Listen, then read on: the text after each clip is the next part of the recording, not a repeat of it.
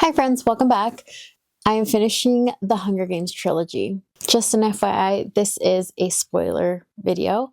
I will be discussing my thoughts as, things happen. And sometimes I do also read portions or snippets of different scenes throughout the books. So if you've read the Hunger Games trilogy, hi, welcome. If you are considering reading it, let me just go ahead and tell you, you totally should. This is my reread of this trilogy and I am loving it. There are a lot of things that are popping up that I had forgotten and I am loving, and there's things that I loved the first time around that honestly are still hitting and I'm still loving the second time rereading it. So to summarize kind of where we've been, we just finished the Quarter Quell. Or I wouldn't say necessarily finished. Let me rephrase that. They have totally just escaped the Capitol. Katniss threw her arrow in the corner and the whole thing just kind of blew up. The protection, I should say, around it, like the force field around the arena blew up. And in the last book, we left off where she wakes up and she thinks she's with the Capitol. They have captured her and they're definitely going to potentially kill her, but then we find out that the rebels actually got her and there is a District 13. So that's kind of where we left off. Very confusing. And we also found out that the game maker this time around, he was part of the rebel crew. So I have so many questions. I am so excited to continue reading. My goal is to finish this book within the next few days, and let's jump in. I should also say that I do have a few questions going into this book, just because I don't remember a lot, if not most, of what happens in this book. I'm eager to find out how it ends. So with that in mind, let's go ahead and get started on this reading vlog. Good morning, guys. Let's have some coffee and let's talk about part 1 in Mockingjay. Okay, so I think I can officially say I do not remember anything in Mockingjay, and I'm starting to doubt myself if I actually read it or I started reading it and then finals or midterms or something got in the way and I never got back to it, because I remember nothing of what is happening right now. So District 13, I'm having mixed feelings so far. I don't know if I can trust everybody in District 13. Right now, yes, for the most part, they are all working together, to overthrow the Capitol and all that. But I don't know. I'm still having mixed feelings about certain people, Coin being one of them, but I feel like I might be misunderstanding Coin, or at this point in the book, that's what Suzanne Collins wants. I'm not sure, but that's kind of how I'm feeling right now. There is a quote that I want to read because I started picking up also on a few things before Katniss mentions it, and it's about how District 13, it's just the way it operates, it's the same as the Capitol, although their goals are different, making, I think, District 13 better in this case. It's still operating in the same way. And I'm just kind of going off my notes in order as the book progresses. Towards the end of part 1, it does kind of not change because I still feel the same way. However, I do understand that it is something that they have to do in order to beat, the Capitol, because at the same time, you can't have a different type of format, I guess, fighting. In District 13, they do feed and take care of the people. However, there are a lot of extreme rules as well. But at the same time, I think it's needed because they are at war now. So I think things do change. However, we also do get a glimpse at their plan after, if they're able to overthrow the Capitol, they do have a plan to become more of a democracy, I guess. Where people in each district will vote for their representatives and, kind of like that. Kind of how it used to be back in the day for them. I do want to read a quote. This is after she starts to get a little bit better. She goes and visits District 12. It is when she first realizes that she has to become a symbol of the revolution. She has to become the Mockingjay. And it says, I won't have to do it alone. They have a whole team of people to make me over, dress me, write my speeches, orchestrate my appearances, as if that doesn't sound horribly familiar. All I have to do is play my part. And I thought that was interesting because in a sense, she is having to play this part again that, they created for her, kind of similar to in the Hunger Games. However, upon reading more part 1 in this book, there are differences because she does come to realization that she does want to become this Mockingjay. At first, it's because she wants to protect like PETA, her mom, her sister, Gail. She has things, she wants to make a deal with. But I think as, the story progresses, she does kind of realize she is that Mockingjay. And as we progress in part 1, we do start to pick up and learn and start to see that the games are still on. Just because they're not fighting in the arena, they're still fighting, and the games continue because PETA and Katniss are still alive. I think that's kind of where the shift happens in Katniss. I think realizing that the games are still on, then some of the like manipulation tactics and stuff like that still have to happen, especially when it comes to like the promo videos and all of that.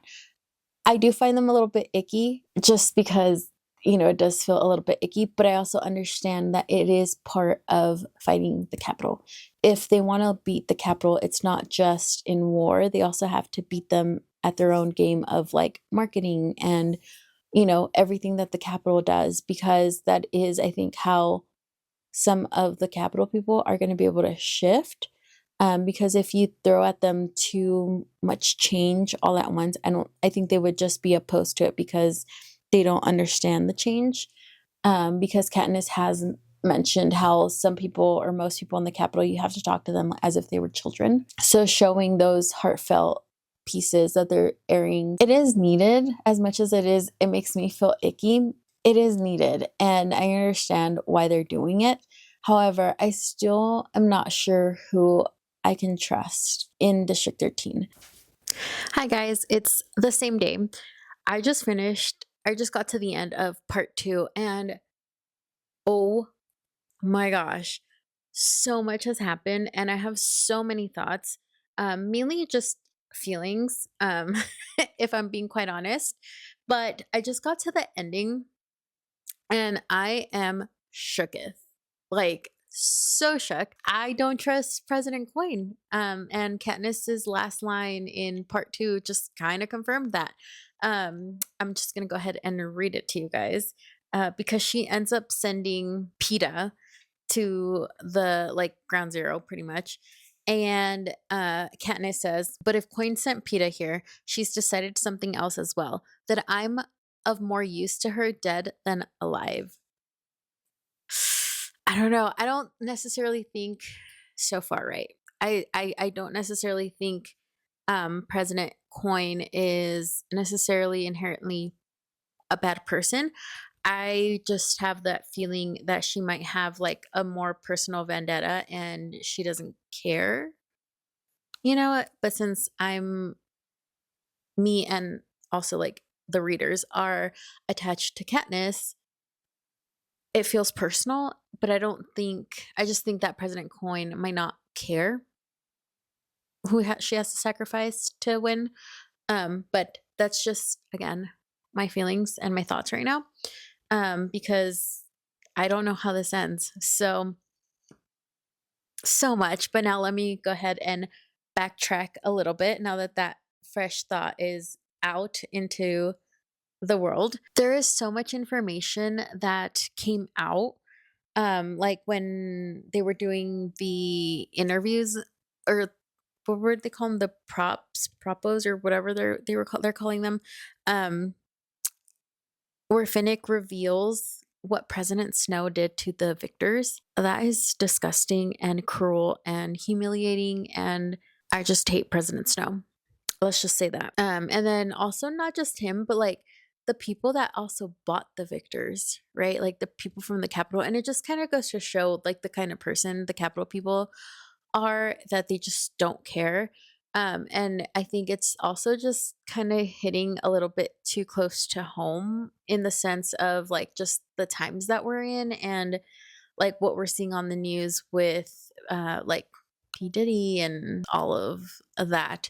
It's just too real to be dystopian. And we also find out, which I guess just spoiled it, but PETA is alive. He did not die, but the Capitol did hijack him and his brain, mainly his brain. And they have twisted all of the memories he has to make it seem like Katniss is a horrible human being. And he has now been programmed to pretty much kill her. So they have to keep them separated. Cue the Offspring song. And kind of on the note of PETA being hijacked and stuff, eventually they, the District 13 starts to work on him, and they kind of start to kind of override again, or like correct, I guess, some of the memories so that he doesn't necessarily see Katniss as a threat. However, he is not in love with her. He doesn't remember I think he remembers that he had to be in love with her, but he doesn't remember his feelings.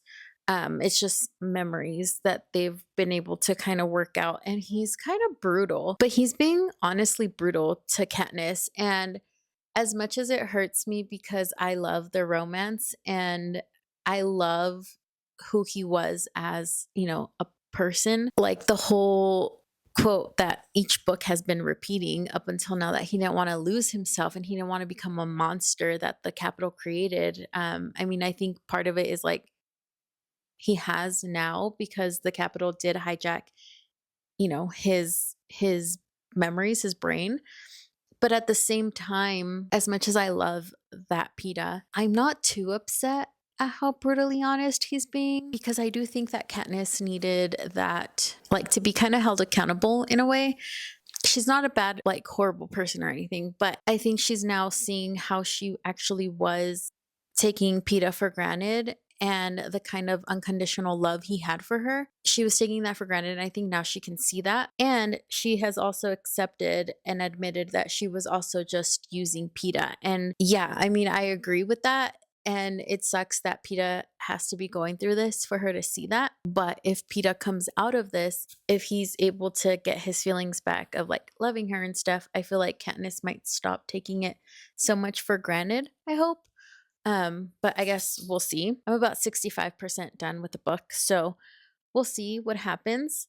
Another thing that I am loving, and I kind of just briefly mentioned it a few seconds ago, is that they keep bringing up the night before they went into their first Hunger Games, into the arena, where they were up on the rooftop, and he told Katniss that he did not want to lose himself. He didn't want to become a monster. They keep bringing it up. And one thing I realized while reading Mockingjay is that in the first book, Katniss heard him, right? Like she heard him say that. In Catching Fire, she understood what he meant. Like she genuinely understood what he meant, and she agreed with him. And in this book, I feel like she feels it.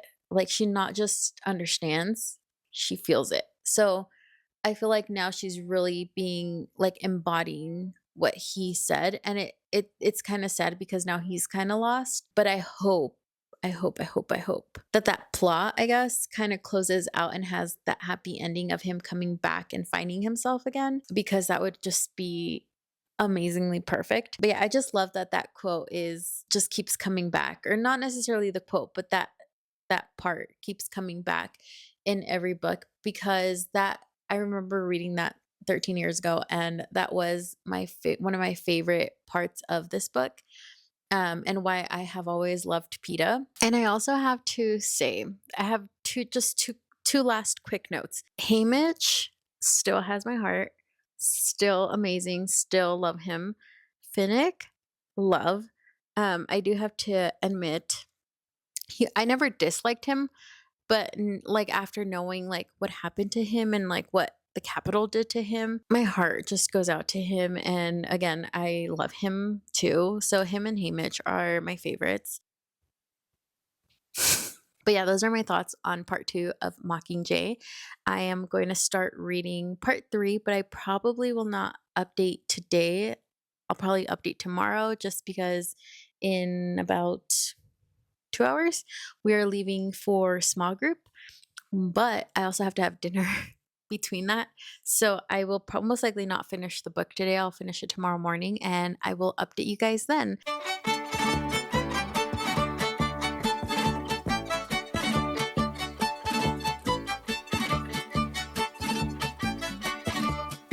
Guys, I knew it. I knew it. My spidey senses were correct. President Coin does not like Katniss. It has just been confirmed on the first page after part 3 begins. It says, Bugs gives me a long, hard look before he answers. Here's as much as I know. The president doesn't like you. She never did. It was PETA she wanted rescued from the arena, but no one else agreed. It made matters worse when you forced her to give the other victors immunity, but even that could be overlooked in view of how well you've performed. Then what is it? I insist. Sometime in the near future, this war will be resolved. A new leader will be chosen. I roll my eyes. Bugs, no one thinks I'm going to be the leader. No, they don't. But you'll throw support to someone. Would it be President Coin or someone else? I don't know. I never thought about it, I say. If your immediate answer isn't Coin, then you're a threat. You're the face of the rebellion. You may have more influence than any other single person, says Boggs. Outwardly, the most you've ever done is tolerate her. So she'll kill me to shut me up? She doesn't need you as a rallying point now. As she said, your primary objective to unite the districts has succeeded. These current props could be done without you. There's only one last thing you could do to add fire to the rebellion. Die, I say quietly. OMG. Okay, so it is confirmed. My spidey senses are correct. President Coin was not to trust. Yeah, so now I want Katniss to live more than ever, but I also want PETA to live. So yeah, I'm so excited, but now I have to have dinner. So I'm going to put that away, hurry up and eat dinner, and maybe read some more. We'll see. Okay, so I promise to myself that I'm going to eat dinner, but we are back on track, guys. We are back on track. So Katniss kind of spiraled a little bit. And then Haymitch brought her back to reality and brought her back, I think, more to reality than she has been in a while, because Haymitch tells Katniss that like she has flipped it around in her head. And once again, I feel like she kind of has lost track of the point. And then he asks her, if you'd been taken by the Capitol and hijacked and then tried to kill PETA, is this the way he would be treating you? Demands Haymitch. I fall silent. It isn't. It isn't how he would be treating me at all. He would be trying to get me back at any cost, not shutting me out, abandoning me, greeting me with hostility at every turn. And then later, down that same page, she says, I huddle in my tent, thinking over Haymitch's words, realizing with shame that my fixation with assassinating Snow has allowed me to ignore a much more difficult problem. Trying to rescue PETA from the shadowy world the hijacking has stranded him in. I don't know how to find him, let alone lead him out. I can't even conceive of a plan. It makes the task of crossing a loaded arena, locating Snow, and putting a bullet through his head look like child's play. We are back on track, people. I am so excited. I have about 25% of the book left. I'm going to hurry up and eat and read as much as I can. I know I've been saying this, but then other things keep coming up and there's just so much I want that's like processing in my head. And so I'm kind of contemplating just not reading today and then just picking up the camera tomorrow and then vlogging it more real time. I don't know. We'll see. I'm stressing out, but in the best possible way. So yeah, I'm so excited. Katniss is back. She's like centered again and she's going to try and rescue PETA. And honestly, I think that's the biggest, comeback against Snow is fighting for the person she loves, even though I don't think realizes it yet, how much she actually does love him, because Snow didn't do that. And I think that's kind of been also part of his vendetta is he has been, realizing that, I don't know, things, I think just keep popping up for him. But I think that that's going to be probably the best comeback ever, is to get Peeta back to normal, save Peeta, and Snow, you know, and then let Snow be that, like, see that whatever his master plan was failed, and that love conquers all. We shall see. I have high hopes. Guys, I finished Mockingjay and I loved it. I am over the moon, happy. Last night I was a little bit sad. Part 3 really just is so intense. I was not expecting it to be that intense, and I think I've already said this, but yes, I had not read Mockingjay, so this was my first time reading Mockingjay, and let me tell you, I was surprised at every single, like, turn, I feel like. So let's talk about part 3. So I am going to continue pretty much where I left off, of Katniss being back. And I think it was the beginning of Katniss learning to accept herself and accept her feelings and just like learn more about herself, because there's other parts I want to read that kind of, I think, show that Katniss really was the product of her environment. Like the whole nurture versus nature thing, I think Katniss was, is not just Katniss, but everybody, they had been in this governmental setup for so long that her emotions and the way she reacts to things and all that is the product of her environment, because she's a survivor. She has to learn, right? And in love, it's no different. The first one is on page 297, and it's right after they try to do the promo video and it all kind of goes bad. They are about to leave like their hiding spot, and everybody has a weapon and Peeta can't be trusted with one yet. So he asks for a pill, the Nightlock pill, and Katniss is having such a struggle with the idea of potentially losing Peeta. Peeta says, "Katniss, don't you see? I want to be out of this," meaning out of unalive. And then Katniss, she thinks, "The trouble is, I do see. Why can't I just let him go? Slip him a pill, pull the trigger. Is it because I care too much about Peeta or too much about letting Snow win? Have I turned him into a piece in my private games? That's despicable, but I'm not sure it's beneath me. If it's true, it would be the kindness to kill Peeta here and now. But for better or worse, I am not motivated by kindness." And I think that Katniss finally starts to not fight like who she is. And the reality is she is kind in her own way, but not in this way.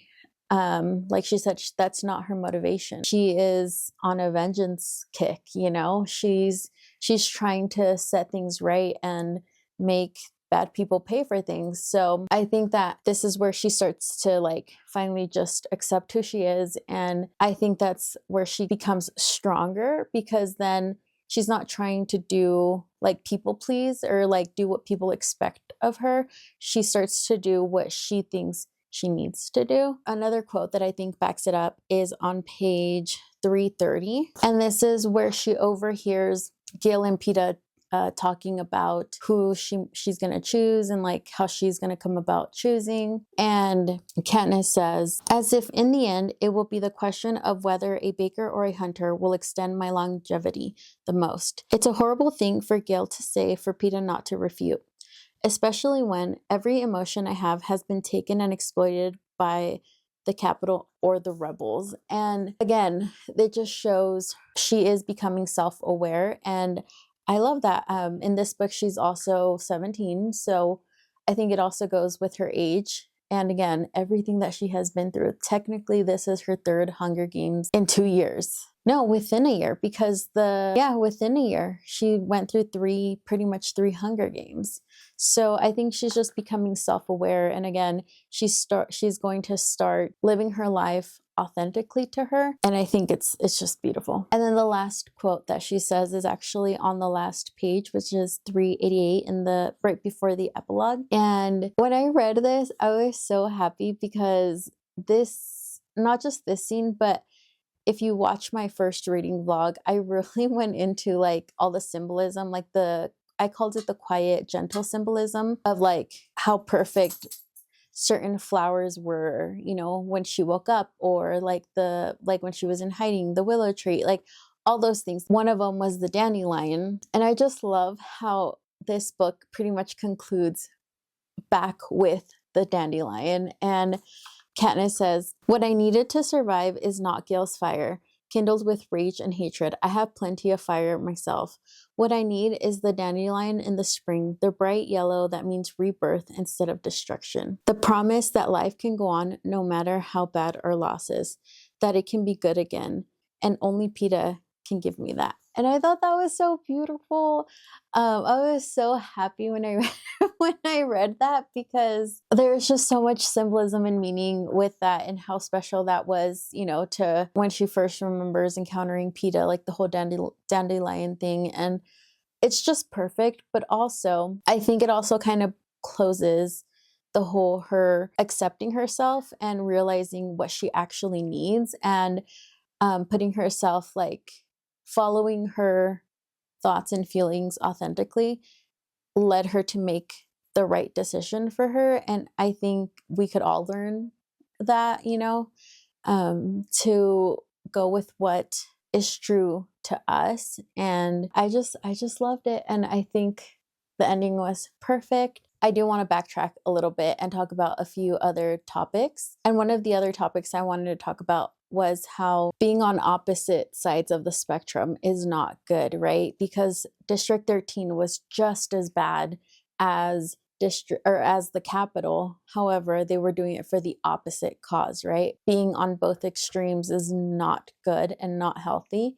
And a lot of people suffer when it's like that. And I want to go back to page 330, when she says, "Especially when every emotion I have has been taken and exploited by the Capitol or the rebels." And I think that also just kind of proves that when she was fighting against the Capitol, the rebels were benefiting off of it. But then when she joined the rebels, she was also kind of proving the Capitol in a way, but the rebels were also taking advantage of it. And Katniss has been very aware, like, of this. She also mentions at the beginning of the book how, you know, the Capitol, or not the Capitol, District 13 wants her to do this, this, and this. And she mentions, like, it sounds very familiar, because that's exactly what she had to do for the Capitol when she was in the Hunger Games. So when they went in to fight the rebellion, it was another Hunger Games. And on page 370, she says, "All those people I loved, dead, and we are discussing the next Hunger Games in an attempt to avoid wasting life. Nothing has changed. Nothing will ever change now." Because at this point, Coin wanted to have, like, the Hunger Games keep going, but only using Capitol people, so that the Capitol people could every year be reminded of it, just like how all the other districts were reminded of by the Capitol every single year during the Hunger Games. And that's when she says that nothing has changed and nothing ever will, because they are the same, just the opposite, you know? And I thought that was powerful. It was also not lost on me that when Prim is no more, Katniss also goes mute, just like her mom did when her father died. So I don't know. I thought that was, I mean, granted, Katniss didn't shut down that long. I mean, she kind of did. But I think that a lot, like, more could have been said of, like, Katniss understanding, I think, her mother, because she had just gone through, you know, her mother had gone through that, and now Katniss was. And I just think that it could have, I don't know, like, something could have been said about it, but it was not lost on me that happened. And I also want to just mention, and I texted my friend this as I was reading this last night, when the whole parachute happened, I never thought it was Snow or the Capitol that did that. When I read that scene, my automatic, like, thought was that Coin had done that. But then when I first read it, I assumed that it had malfunctioned, and that's why there was 2 explosions. So I thought that was weird. I don't know if, like, I read it wrong or something, but I mean, it was Coin who did it, because she just wanted to win. And at that point she was in it, and my battery died. But at that point, Coin was not any better than Snow. And I think that proved it. Again, when I read it, I was already mad at Coin. And I had before that already had known not to trust Coin. She just rubbed me the wrong way from the beginning. But yeah, what happens to Coin, I have to say, I was not upset. And I was cheering Katniss on through it. For a split second, I didn't think she was going to do it, but she killed two birds with one stone. Anyways, overall, I loved this book. I personally loved rereading the first two books and then reading this book for the first time. If you have been considering reading this trilogy, either if it's the first time or you're wanting to maybe reread it, especially with the new book that's out, I highly suggest that you do, and I highly recommend that you do, and I promise that it's going to be worth it. I loved the series, and I'm not going to lie, I kind of want to reread, obviously not right now, but I do, probably in a few months, want to reread Mockingjay again, now knowing how it ends, to see how much more symbolism and hidden little things I can find in my reread, just kind of how I had done for the first two books. But yeah, so that was my reread. I am done with the book. Today I am starting the new one, but that'll be for a future video. I hope you guys are having a great day, and I hope May is treating you guys great already. And yeah, summer is coming. Let me know what you guys have summer plans. If you have fun summer plans, let me know in the comments. Also, if you have any thoughts on this trilogy or Mockingjay by itself, let me know as well. Let's have conversations in the comments. Thank you guys so much for watching. Thank you for your time. See you guys next time.